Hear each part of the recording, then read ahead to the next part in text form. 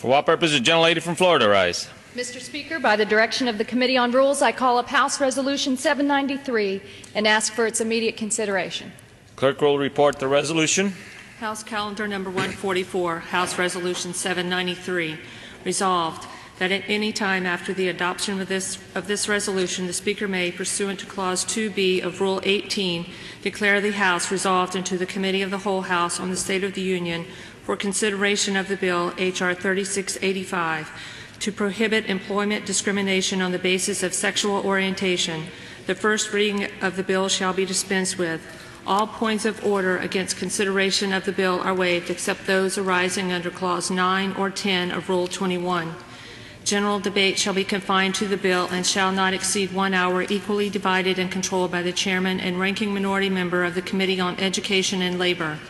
After general debate, the bill shall be considered for amendment under the 5-minute rule. The bill shall be considered as read. All points of order against provisions of the bill are waived.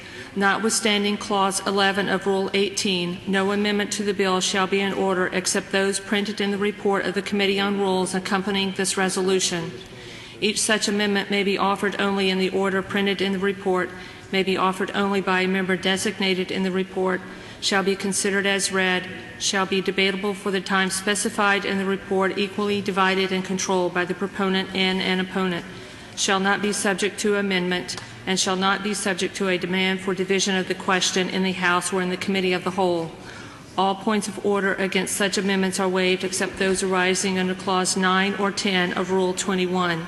Amendment number 3 in the report of the Committee on Rules may be withdrawn by its proponent before the question is put thereon. At the conclusion of consideration of the bill for amendment, the committee shall rise and report the bill to the House with such amendments as may have been adopted.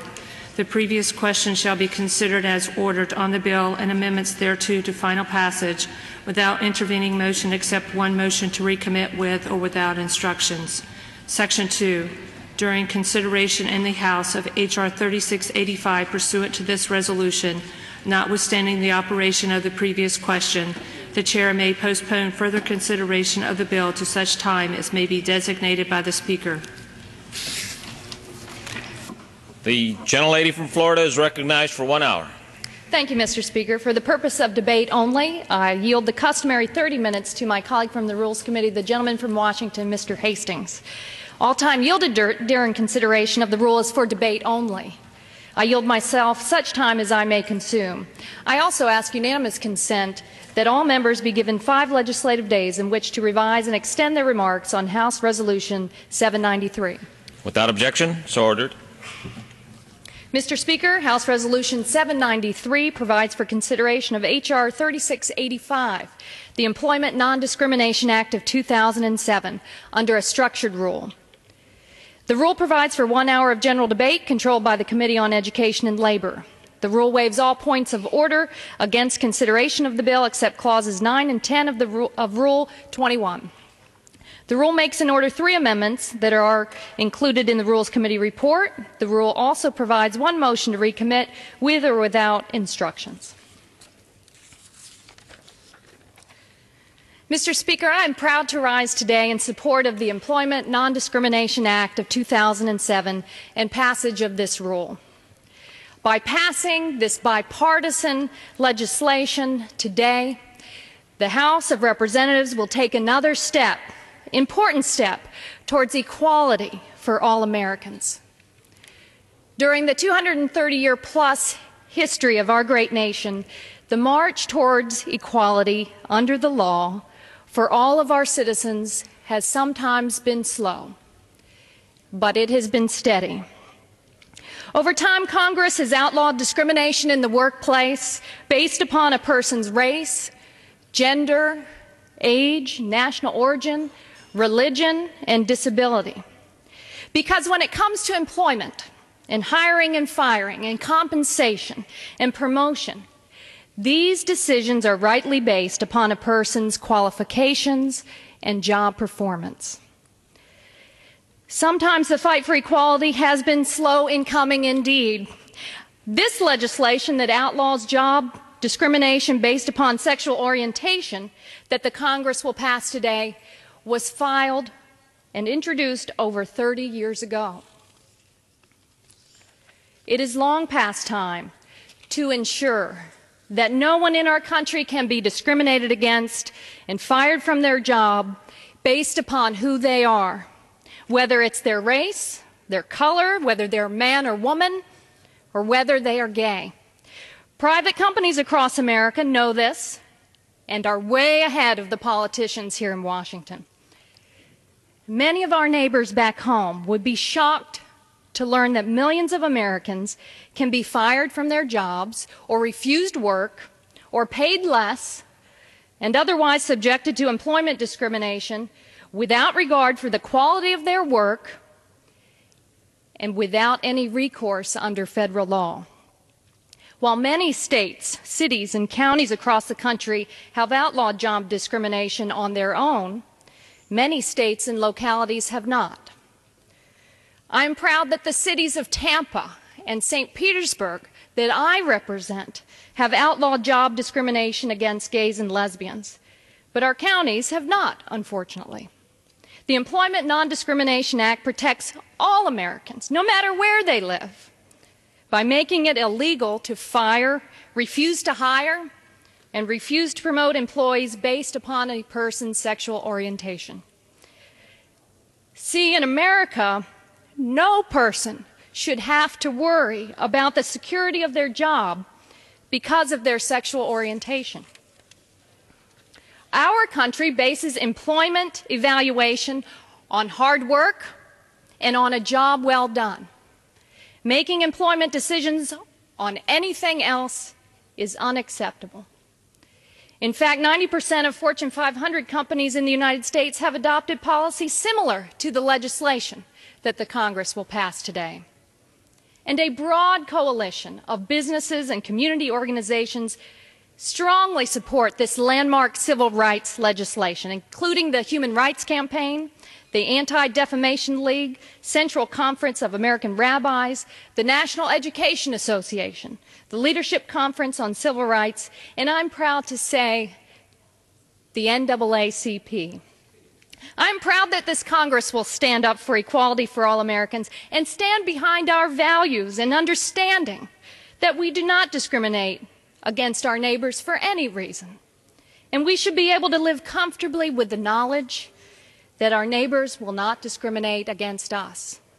The passage of this legislation will remove a legitimate fear that exists among us that we may lose our job and be unable to provide for our families when someone decides to exercise intolerance and prejudices against us and our neighbors in the workplace. Thanks to extraordinary leaders in Congressman Barney Frank, Congresswoman Tammy Baldwin, Chairman George Miller, Congressman Rob Andrews, Congressman Chris Shays, Congresswoman Deborah Price, and so many others that will stand up for Americans here in this body today and pass this law. I thank them for their leadership and their commitment to equality for all of Americans. And I agree with them that passing this historic Non-Discrimination Act will bring our nation closer to our goal and our promise of equality for all Americans. This time I reserve the balance of my time. The gentlelady reserves the balance of her time. The gentleman from Washington.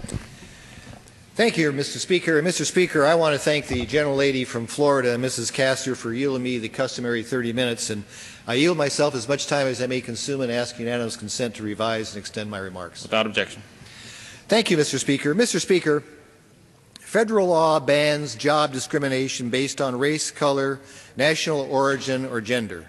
In addition to federal law, 11 states have passed laws prohibiting discrimination on the basis of sexual orientation and gender identity, while another 8 states bar discrimination on the basis of sexual orientation. The employment non-discrimination, let me start over again here, Mr. Speaker, with that. The Employment Non-Discrimination Act would extend federal employment discrimination protections to employees on the basis of their actual or perceived sexual orientation. Mr. Speaker, I strongly oppose discrimination in the workplace, and I believe that skills and job performance are essential for determining whether employees are hired, promoted, or dismissed. However, I do not think it is the place of the federal government to legislate how each and every workplace operates. As a former small business owner, I know what brings success to one company does not necessarily bring success to another. As I mentioned, a number of states have enacted state laws in this area. That is their right as states. Many small businesses and large corporations have chosen to adopt their own policies. That is appropriate as well, Mr. Speaker. This bill, as written, though, raises a number of concerns, including that it would expand federal law into a realm where perception, Mr. Speaker, would be a measure under discrimination law. On Monday, my colleagues on the Rules Committee and members testifying before the committee pointed out that the debate on the bill, at least in committee, had been productive and a respectful one. Mr. Speaker, I am truly disappointed that moments later, the Democrat-controlled Rules Committee chose to report out a rule that denies the House and the American people the opportunity for a full and fair debate by prohibiting 99% of the members of the U.S. House the opportunity to come to the floor and offer amendments. For the last 2 weeks, Democrat leaders have had the opportunity to amend, alter, and change this bill. This editing and rewriting has been done behind closed doors and is contained within the Miller-Stupak amendment. Democrat leaders have acted to deny a public debate and to deny Republicans the opportunity to offer an amendment similar in scope to the Miller-Stupak amendment. Mr. Speaker, this is not an open and honest way to run the House, and it is not what the Democrat leaders promised the American people only a year ago. This rule only makes 3 amendments in order, Mr. Speaker, but buried in this rule there is a special provision that allows Amendment number 3 in the report of the Committee on Rules to be withdrawn by its proponent before the question of adoption. Mr. Speaker, what does this mean? It means that the Rules Committee decided to make 3 amendments in order, but denies the House the vote on one of those amendments. I just have to wonder why the Democrat Rules Committee is denying this a vote on the amendment. And my friend from Florida was up there, and I would yield to the gentlelady from Florida if she can tell me why this provision is in the bill to deny the House a vote on Amendment number 3. And I'd yield to my friend if she would explain this for me. Mr. Speaker, I'm happy to answer. I do wish Ms. Baldwin would allow a vote on the amendment. I strongly support the amendment, as many of those in the Congress do. But this was her request, and this is the way the rule has been structured. Thank you. Mr. Speaker, I thank the gentlelady for giving me that option. I can't remember how many times I've been in a Rules Committee talking about and asking members who come forward with rules, or potential amendments I should say, what their choice would be. Would they like to have an open rule, or like to have a closed rule? And every time I hear, at least from the members of the Rules Committee, that the Rules Committee will decide. Now it sounds in this particular case that one member decided that she didn't want to vote on it, and so we deny everybody in the House an opportunity. The gentlelady said that she would like to be able to vote on this. I will give her the opportunity to do so. Mr. Speaker, I have to say I've served on this Rule Committee for a decade, and I cannot recall one instance when Republicans were in control that a rule was passed through the House to bypass the rules and to allow a member to withdraw an amendment. I believe it is wrong for a substantive legislative issue to be raised on the floor only to deny Americans, through their representatives, a voice on that amendment. Let's be clear about what's happening here. And that is that the rules of the House are being altered to block the House from voting on this amendment. It's clear and simple. We were elected to represent our constituents by casting a vote and votes. And today, Democrat leaders are denying us a vote. I am extremely concerned with this unprecedented rule, and I have an amendment to the rule, and I hope the gentlelady will support me. My amendment would, in Section 1 of the resolution, strike the sentence, which begins, and I quote, Amendment number 3 in the report of the Committee on Rules, end quote. And Mr. Speaker, I ask unanimous consent that the resolution be amended to reflect the change as offered in my amendment. Woman yield for that request? No, I do not. Mr. Speaker, did I hear objection? The gentlelady from Florida did not yield for that request. No, the question I have, I ask unanimous consent that the amendment be considered and adopted. And I object. The gentlelady from Florida must yield for that request. She has yielded for debate only. And I do not yield. You can't yield for unanimous consent. Well, is my amendment now before the body? It's because the 30 minutes. The lady from Florida yielded for debate only.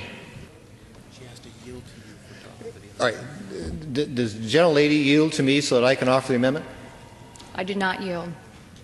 The gentlelady from Florida does not yield for making an amendment. She yields for So, unanimous consent. is she not yielding for unanimous consent? I just want to make this clear, Mr. Speaker. I'm asking unanimous consent to have the amendment that I described be considered. Now, if I have to engage the gentlelady for that determination, I'd be happy to do so, but I'm asking unanimous consent that that be done. So I'm just asking for a ruling on that. She yielded for the purpose of the debate only. She did not yield for the purpose of asking for unanimous consent. So, Mr. Speaker, the way I understand your ruling, then, is that I hear no objection, so therefore my amendment should be made in order, and I would like to move the proper procedure because I don't hear any objection. The objection came from the gentlelady from Florida saying that she did not yield to you for the purpose of making an amendment. So there has been an objection. She won't even let you talk about the amendment. Chair cannot entertain the gentleman's request. Well, I must say, would the gentlelady yield? Did she reserve the right to object, and would she yield to at least explain why she objected?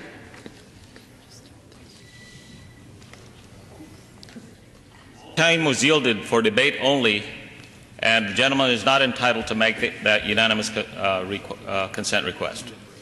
Well, Mr. Unless Speaker, yielded to for that purpose, and the chair will not engage in debate with the The Rules Committee made the decision, so parliamentary inquiry, Mr. Speaker. If I attempt to amend this, what procedure would I go through in order to try to amend this rule? If the previous question was defeated, an amendment could be offered. That is the only way that I can further parliamentary inquiry. Then the only means I have is through the previous question and not to ask unanimous consent. Or if the gentlelady yields for that purpose. Would the gentlelady yield so I can ask unanimous consent to amend the rule? I thank my colleague, but I will not yield at this time. The gentlelady has not yielded.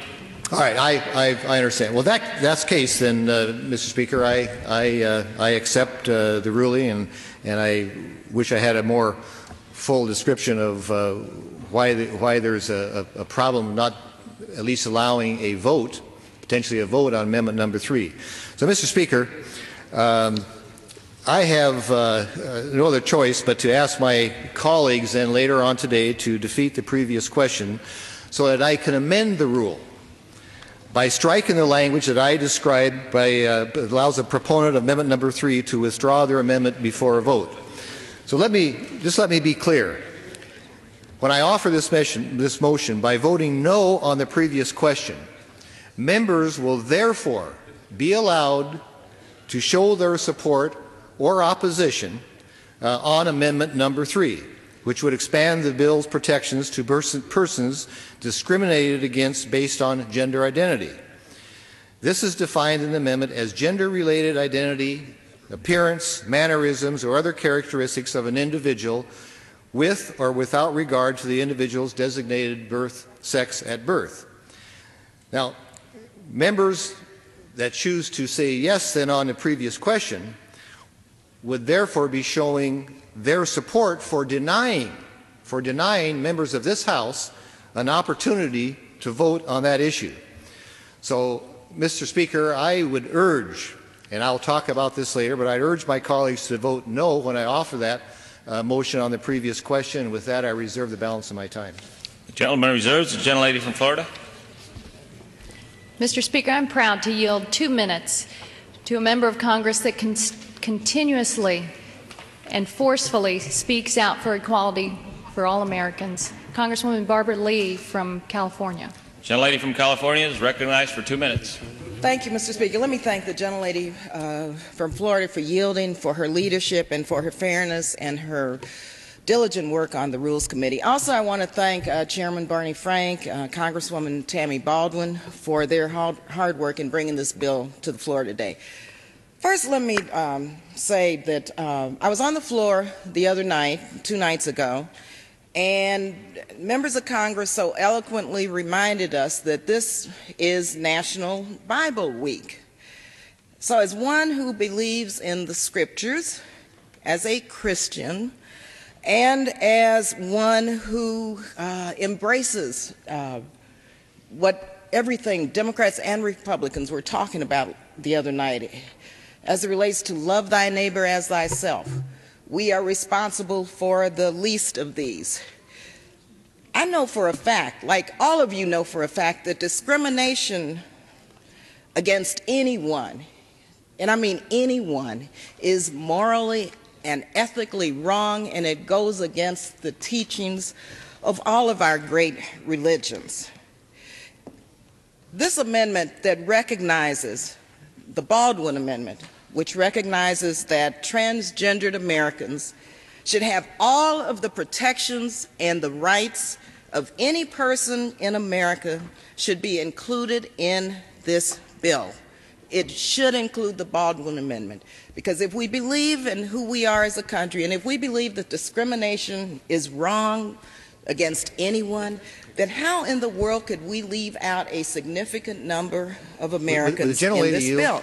So if it becomes law, transgendered Americans will still face, and I mean still face, discrimination in the workplace, and we must not let up until we ban discrimination against everyone, even those based on, no, I will not, because I want to complete my statement. We must not. If she would yield, I'd be more happy to give her my time. Gentlelady's time has expired. Well, may I have an additional 30 seconds, please? An additional 30 seconds. Yeah, I just want to say in closing that gender identity should not be allowed in terms of our discrimination, in terms of the laws that we pass. We should not allow discrimination against anyone based on gender identity, based on sexual orientation, based on race, religion, age. This is America. This is America, and I think that the Baldwin Amendment would take us one step closer to being the country and the America that we all believe in and that we all love.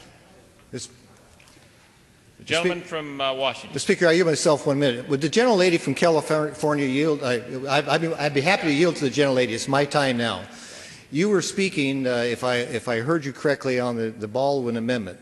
Now, the way the rule is structured, there is potential for not a vote on that amendment. I'm going to offer a motion on the previous question to allow that to be voted. Now, if I understood what the gentlelady was saying in her remarks, that she would like the opportunity to debate that and presumably vote on that.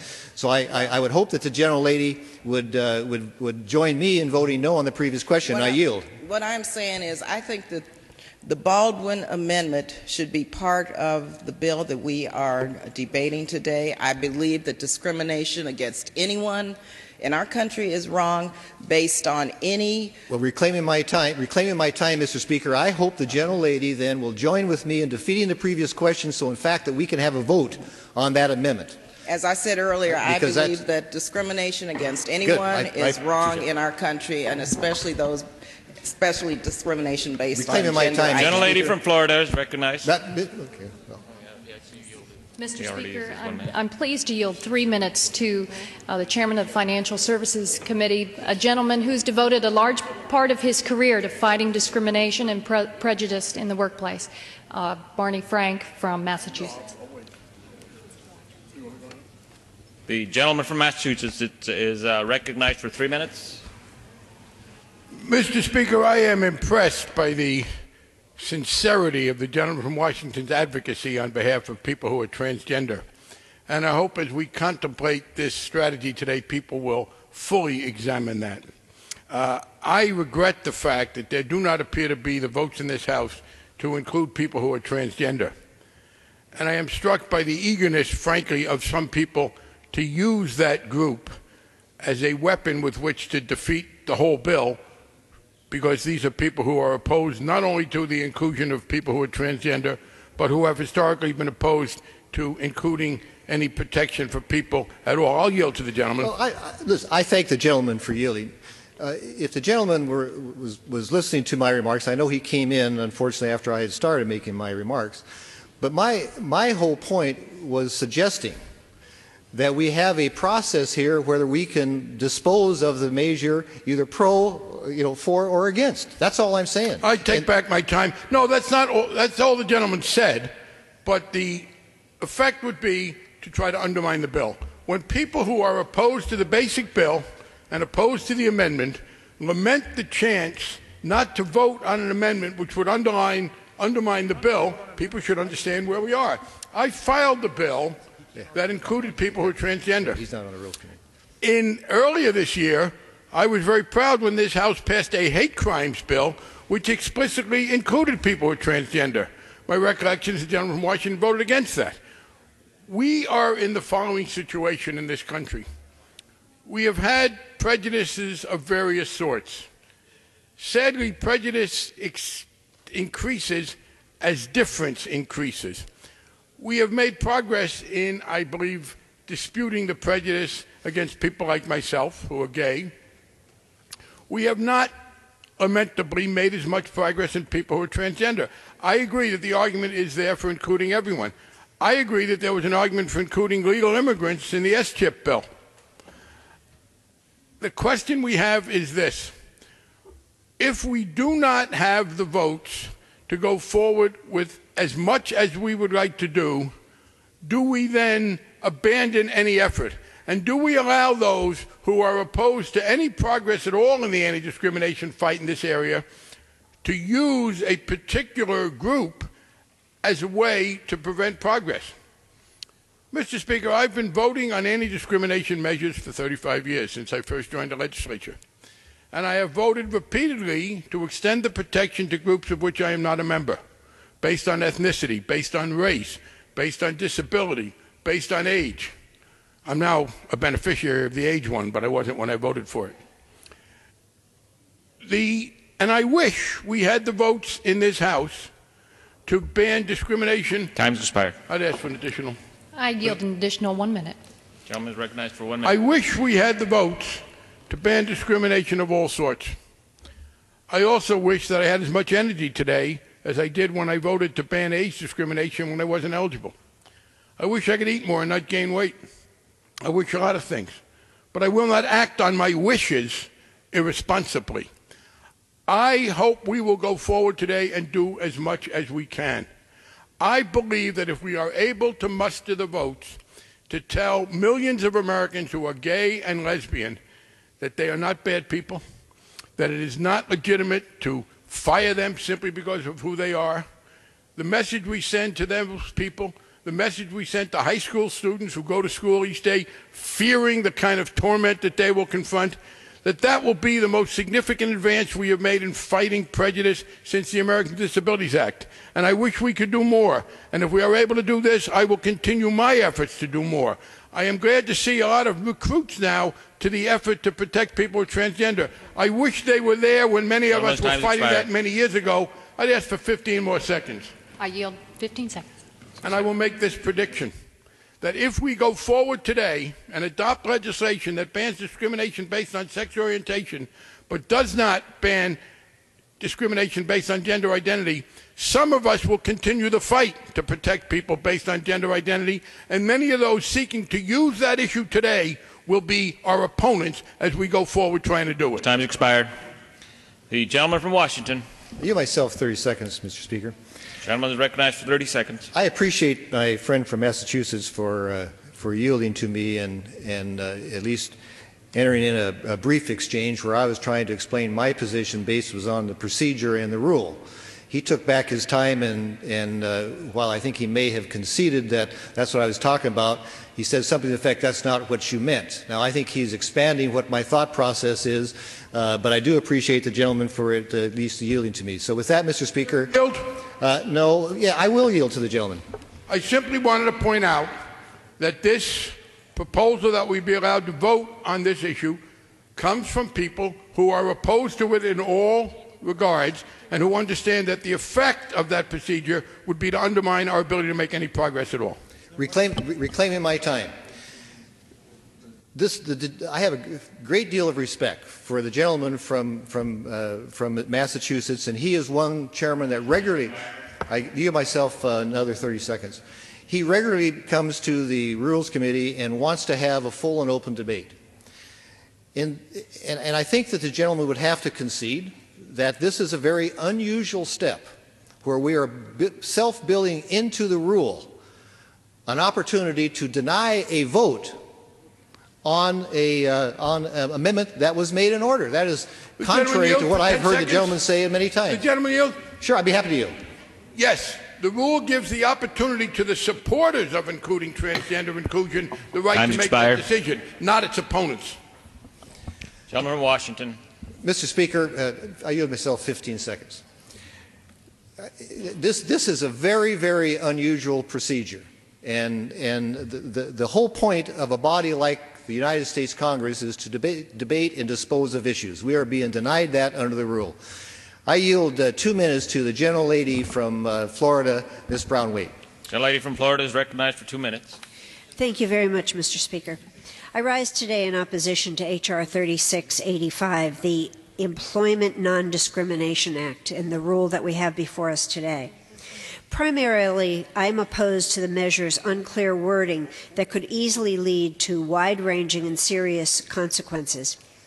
This bill would prohibit discrimination, which is a good thing, on extremely hard-to-define measures such as an individual's perceived characteristics.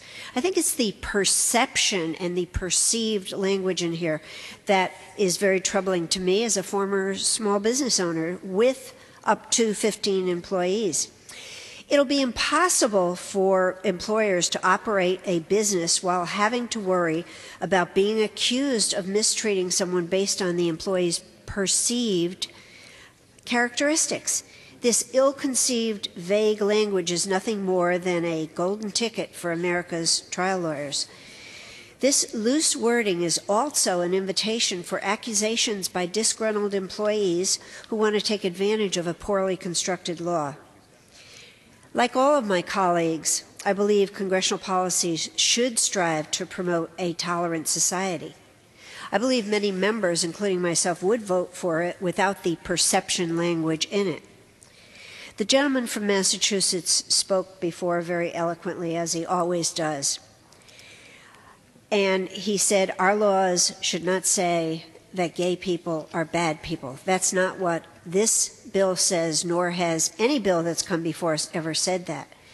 When people that I come in contact begin to disparage individuals who may be gay, I point out to them that, you don't know whether your Aunt Jen, your son Bill, your grandson Paul, or your granddaughter may be gay. So it's inappropriate.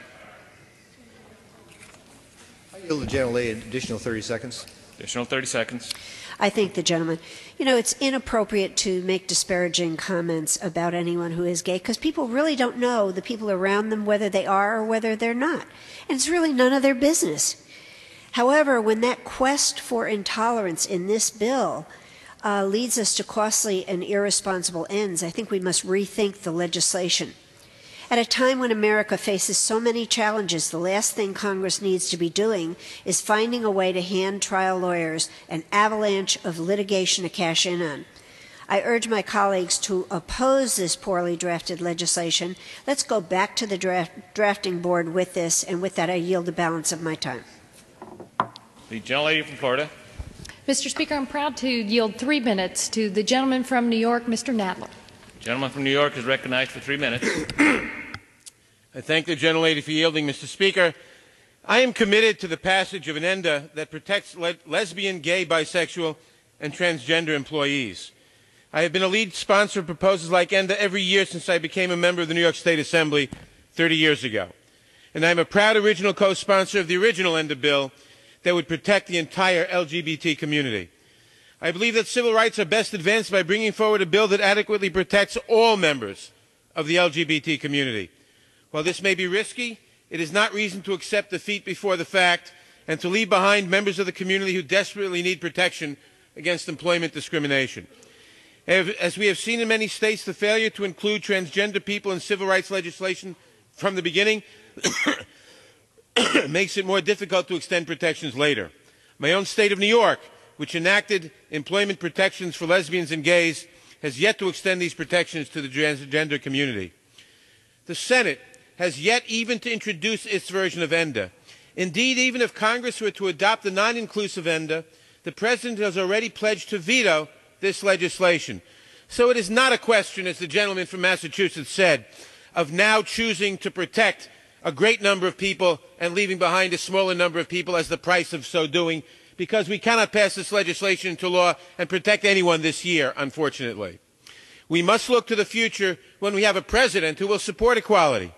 I believe it is important we take a principled stand now and speak with a strong and united voice for equal rights for all Americans, whether they are lesbian, gay, bisexual, or transgender, in order to maximize the chance that when we can enact an ENDA bill into law, it will be an inclusive bill that protects everyone's rights. And we must better educate lawmakers and the public about the issues of gender identity and expression. While I may disagree with some of my colleagues on strategy, I assure you that we are united in support of the ultimate goal: protection from employment discrimination for the entire LGBT community. No one should underestimate the strength of that common commitment of our dedication to seeing it realized. Transgender Americans, because of a lack of familiarity and understanding, are more likely to face employment discrimination and therefore more in need of protection from irrational discrimination that an inclusive ENDA would afford. And removing gender identity from ENDA may also leave lesbian and gay employees vulnerable to discrimination for failing to conform to gender stereotypes. In other words, some employers and courts may take an overly restrictive view that an exclusive ENDA fails to protect lesbians who appear, quote, too masculine, or, quote, or gay men who appear, quote, too effeminate. That is not our intent, nor do we believe that it is an accurate reading of the bill, but congressional intent does not always carry the day.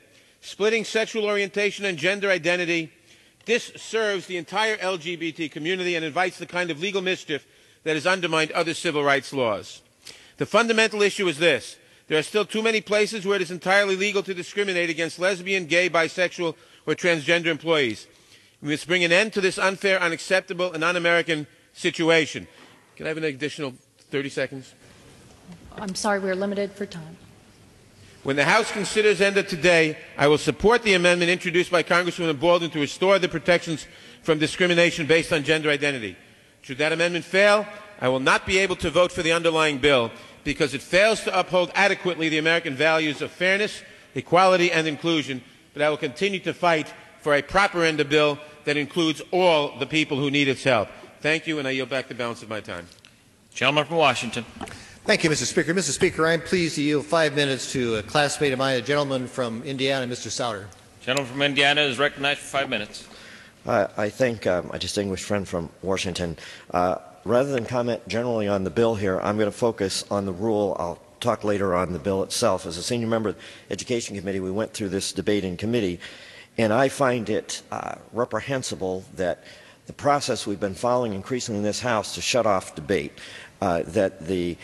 ironically, in a bill that's supposedly expanding rights, we have another narrowly drawn rule that deprived me of offering several amendments I offered in committee, has a gerrymandered rule for another amendment that is unique in history, has several others put in the Rules Committee that are very unclear. And let me go through a number of these different amendments. I offered an amendment in committee that was unanimously opposed by the Democrats in committee to eliminate the word perceived. This is a legal nightmare. There is no other law. There's talk about how ADA has something vaguely familiar, but does not say perceived. That how in the world are you going to define perceived? That as anybody who has any friends who's worked with and been acquainted to people who have a homosexual lifestyle, there are all types. That this is an open-ended. There's no list here of what's perceived to be homosexual. How is an employer supposed to figure out whether it's perceived? Does that mean if he's a Christian and has made statements, somebody can file a suit because they perceived they were discriminated, not based on any kind of actions that occurred, but something that was perceived? This is a legal nightmare and a precedent that is absolutely terrible, and we can't even vote. We can't even have a vote to strike the word perceived and have a full debate on the word perceived. What kind of an open process is that in the House? I also had an amendment that would provide some protection for Christians who have strong views in the workplace. And we'll insert into the record at this point a number of cases. An AT&T employee was fired because they wouldn't sign a statement that contradicted his religious beliefs on accepting homosexual behavior. A man was fired at Red Cross for not participating in Gay and Lesbian Pride Month and forcing him to observe in that. Others have been fired for other reasons. The question is that not whether you can harass somebody in the workplace, that's already illegal. If you mock somebody, that's already illegal. If you commit a hate crime, that's already illegal. The question is, can you as a Christian express your views and not be persecuted? That yes, in a sense, it's at least a plurality of Americans profess Christianity, a smaller percent conservative Christianity, but we are moving so far as to restrict the rights in the workplace of Christians, even ability to hold or say anything about their views. People can't even have Bible studies in some places, it's been ruled, because that would be offensive to homosexuals in the workplace based on this law in some cities and have been upheld in the court. Now, moving past the two amendments that were unanimously defeated in committee, and then we weren't allowed to debate as a whole House, we have an amendment that was added in response to another amendment from Pete Hoekstra in committee that would have exempted Christian colleges. It was unanimously defeated by the Democrats in committee. Then suddenly in the Rules Committee, we have it added with the religious exemption. The problem with the religious exemption, and here I would like to put into the record a number of cases that show the problem with this. Loyola University was deprived of the religious exemption because even though it was founded by Jesuits, its charter requires its president to be a Jesuit, and more than one-third of the trustees, they were denied because they didn't meet one of those criteria. That a Friends school, a Quaker school, was denied a religious exemption because it was had to have multiple proof that everybody there was Quaker and was following every rule. A private religious school was denied for similar type things. A business that wanted to run as a religious worldview was clearly denied the religious exemption. An orphanage by the United Methodist Church was denied the ability because it had gone secular. They wanted to come back and be Methodist Church again, and they were denied because they followed the, these are all court decisions, denied because of they were no longer purely Methodists and they didn't have a right to go back and be Methodists. This is in addition to the 2,500 Christian bookstores in America. Only 14% are run by a church. 86% are either for-profit or not primarily religious organizations. Under this bill, they will be forced to hire homosexuals regardless of the personal views of Christian bookstores. This is going to happen in various independent organizations that are quasi part of the church. Sometimes the church will operate a for-profit entity that runs as a for-profit entity that would not be predominantly a religious purpose, but the proceeds go to the church, therefore they will implement their church beliefs in it, even though it's a for-profit entity. None of that is exempted under this. We didn't even get a chance to debate this amendment. It just came in the rule. I'd ask for 2 additional minutes. Gentlemen, 2 additional minutes. Now we move to another amendment that suddenly appeared, or I guess we'll be debating here on marriage, somehow in response to the debate in committee that they're saying that this won't affect the Defense of Marriage Act. This is another lawsuit amendment because that's directly contrary to the fundamental part of the bill. My amendment tries to address part of this, but quite frankly, it's a legal quagmire. Then we come to the amendments that are allowed. We've had some debate on this gender equity for transgender and transvestites. Now, the challenge here is not whether you favor it or against it. I heard my friend from New York say he was going to vote for it. He can't vote for it. We're not allowed to vote for it. We have been banned from having the debate. What happened to the day when we have a debate, you win or lose, to come in unprecedented? I have never heard, as a staffer or a member, a rule coming in prohibiting in the rule a vote. This is a in-your-face tactic as part of this bill to not let us debate the religious underpinnings and the religious stuff, not debate perceived, not debate protections for people who are individual, not have a vote on transgender, and it's 5 minutes on each side to even debate it. This is an abominable rule. It is a precedent-setting, terrible, terrible rule, and I urge people to support my colleagues, Mr. Hastings' motion on a previous question, and to vote against that so we can have some amendments to this rule and then vote against this abominable rule because it sets precedents we will regret for a long, long time, no matter which party is in the majority. And I yield back. Gentleman yields back. The gentlelady from Florida. Mr. Speaker, the Employment Non-Discrimination Act is sensitive to religious organizations and our fundamental religious beliefs and tenets, and it includes a very broad religious exemption. In fact, we are going to debate later on the Miller Amendment that, if adopted, would make clear that ENDA exempts the same group of religious organizations that are currently exempt from the prohibition on religious discrimination under Title VII of the Civil Rights Act of 1964. Now, we know not every employer will agree that gay people should be protected from employment discrimination. But for the betterment and advancement of our society as a whole, ENDA would overrule that judgment so that Americans are treated fairly and equally. But nothing in ENDA or in any civil rights law that has come before us in the history of this country affects the ability, the God-given right of a person to hold contrary beliefs based on religion or otherwise. And at this time, I yield 2 minutes to the gentleman from Ohio, Mr. Kucinich. Gentleman from Ohio is recognized for 2 minutes. Mr. Speaker, this is one of those moments where the House gets to demonstrate the degree to which we are truly committed to the unfolding of 14th Amendment rights to due process and equal protection of the law. We get a chance to determine that today. And I believe that people who happen to be gay, lesbian, bisexual, or transgendered are entitled to the full and equal protection of employment laws. The principles behind the original draft of ENDA sought to embrace the fullness of a community which has experienced significant undermining of rights in the workplace. None of us can know unless we've walked in somebody's shoes. But let's imagine for a moment that someone who presents himself or herself as being of another sex or gender, imagine what they must go through in their daily lives. And imagine we who take an oath to defend the Constitution would somehow separate those people from the claims of justice, from the claims of constitutional protection.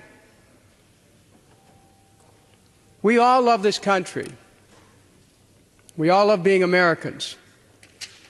But to be an American means really standing for those constitutional principles and really understanding that life, liberty, and pursuit of happiness are something that everyone should have access to and that everyone should have equal protection of the law and due process. I'm very concerned as my Republican colleagues are, that the Baldwin Amendment can be offered and pulled back without a vote. Because if it was given a vote, I would vote for the Baldwin Amendment. And I'm very, excuse me, my time has expired. And I'll yield myself 30 seconds. The gentleman yield.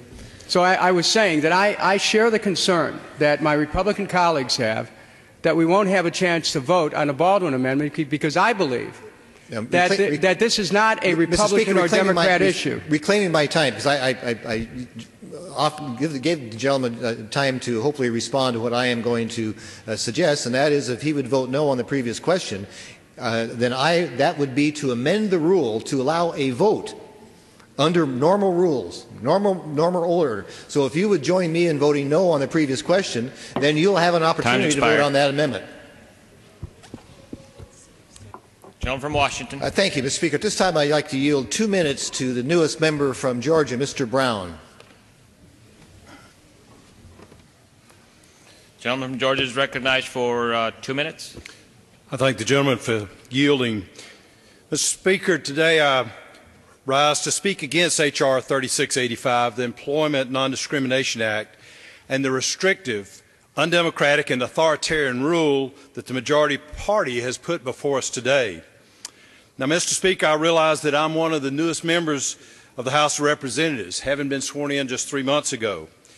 But I recognize a totalitarian regime when I see one. In my short tenure here, the Democratic majority has made a mockery of the democratic process, and today's rule is a perfect example. For you good folks at home, this is what's happening in a nutshell. The Democrats sprung this bill on us that will grant special employment privileges and a protected minority status to anyone who defines themselves by their sexual orientation. But that's not all. They gave us less than 24 hours. Yes, less than 24 hours notice that this bill would be on the floor, because when the schedule for this week was sent last Friday, it made no mention of this discriminatory bill. And for good reason. They don't want the American people to realize that they are undermining America's religious liberties in the House of Representatives. But they didn't stop there. Then the Democratic majority decided to rig the process to block Republican amendments to even slightly improve this terrible and unfortunate bill. An authoritarian regime right here in the House of Representatives, otherwise known as the Democratic majority. I will vote against this rule, and I urge my colleagues to do so. I yield back. The gentlelady from Florida. Mr. Speaker, this time I'd like to yield 1 minute to the gentlewoman from New York, an outspoken advocate for equality for all Americans, Ms. Maloney. Gentlelady from New York is recognized for 1 minute. I rise in strong support of the underlying bill and the Baldwin Amendment. ENDA will offer real protections to tens of millions of Americans now. Right now, far too many workers go to work every day fearing that they could be fired on the spot, no questions asked, if their employer discovered their sexual orientation. This year, it is legal in 30 states to fire someone simply because he or she is gay, lesbian, or bisexual. Hard-working, tax-paying Americans shouldn't be forced into the shadows, and they should not have to live with the constant legitimate fear that they could lose their jobs. That is why I strongly support providing protection from discrimination to transgender Americans, and I will not rest until their right to live their lives free of fear, discrimination, and intolerance is the law of this land. But I know from my years on the City Council, where we worked to pass similar legislation, and my years in the women's movement, that we need to make history now and pass the underlying bill and protect people here in America now. Gentleman from Washington. I reserve my time, Mr. Speaker. Gentleman reserves. The gentlelady from Florida. Please yield 2 minutes to the gentleman from New Jersey, another outspoken advocate of equality for all Americans, Mr. Holt. The gentleman from New Jersey is recognized for 2 minutes. Mr. Speaker, as a strong supporter of inclusive ENDA, that provides employment protections for sexual orientation as well as gender identity. I'm an original co-sponsor of the original ENDA that was introduced earlier this year, the legislation we should be taking up today. In my home state of New Jersey, we're proud to have a fully inclusive employment non-discrimination law. We're proud of the New Jersey-based businesses that have corporate policies against discrimination based on gender identity in addition to sexual orientation. Companies such as Johnson & Johnson, Merck, and Prudential Financial prohibit employment discrimination based on gender identity, not only because they believe it's the right thing to do morally and ethically, but also they know it's a matter of corporate competitiveness and good for their companies. Our distinguished colleague, John Lewis, often reminds us of the words of Dr. King that the time is always right to do the right thing. And Dr. King warned us against the tranquilizing drug of gradualism. I'm concerned that when we break apart legislation, some pieces fall on the floor to get swept into the dustbin of history or to be considered only years later. We should not do this to members of our society who need and deserve the same protections as all other Americans. I want to thank the members of Garden State Equality, New Jersey Stonewall Democrats, the New Jersey Lesbian and Gay Coalition for their hard work and tireless efforts for inclusive protections. And I ask unanimous consent, Mr. Speaker, to include in the record a letter from Johnson & Johnson Company supporting an inclusive ENDA bill and a copy of a statement of dissent by Representatives Clark, Kucinich, Sanchez, and me in the committee markup of this legislation. And I yield back the balance of my time. Gentleman yields back. The gentleman from Washington. Mr. Speaker, I continue to yield or reserve my time. Gentleman reserves. The gentlelady from Florida. Mr. Speaker, this time I yield 1 minute to Mr. Weiner from New York. Gentleman from New York is recognized for 1 minute. I thank the gentlelady. You know, I'm waiting for some conservatives to come to the floor. I'm waiting for some true intellectually consistent conservative members of the other party who understand that in their mantra of government staying out of people's private lives, in their mantra of allowing the marketplace to work, allowing people to be judged by their hard work, by their tenacity, by their skill, I'm waiting for those people to come to the floor and say that we believe in ENDA. We believe in the idea of not government selecting who's going to win, but letting the marketplace do it. We believe in our friends in the private sector, 350 or so Fortune 500 companies that already practice ENDA that we're going to be voting on today. Where are they? Where are those members of my colleague's party that are shamed by their record on civil rights throughout the years and want to make it right now? Where are the members of that party who are going to come forward and say, I don't want to explain to my grandkids why I was on the wrong side of another civil rights movement? Where are those members of that party who claim to be conservative? Speak up now. This is your moment. Gentleman from Washington. Mr. Speaker, I continue to reserve my time. Gentleman reserves. Gentlelady from Florida. Mr. Speaker, I yield 2.5 minutes to the gentleman from New Jersey, our distinguished chairman of the Education and Labor Subcommittee on Health, Employment, Labor and Pensions, a member who has been outspoken in his fight against discrimination for all Americans, Mr. Andrews. Gentleman from New Jersey is recognized for 2.5 minutes. I ask unanimous consent to revise and extend my remarks. Without objection, so ordered. I thank my friend for yielding. I rise in support of the rule. I want to emphasize a point of agreement and a point of disagreement. There is a broad and growing agreement that members of the transgender community should receive the full protection of the federal law. And many of us are committed to work to achieve that day as soon as we possibly can. But there's a strong point of disagreement that I've heard from the minority side about the procedure on which we are taking up this bill. You know, we had a vigorous debate in the full committee about this bill, and 3 concerns were raised. One was the issue of the transgender community. And Ms. Baldwin has an amendment which she will decide the disposition of, so that issue can be raised.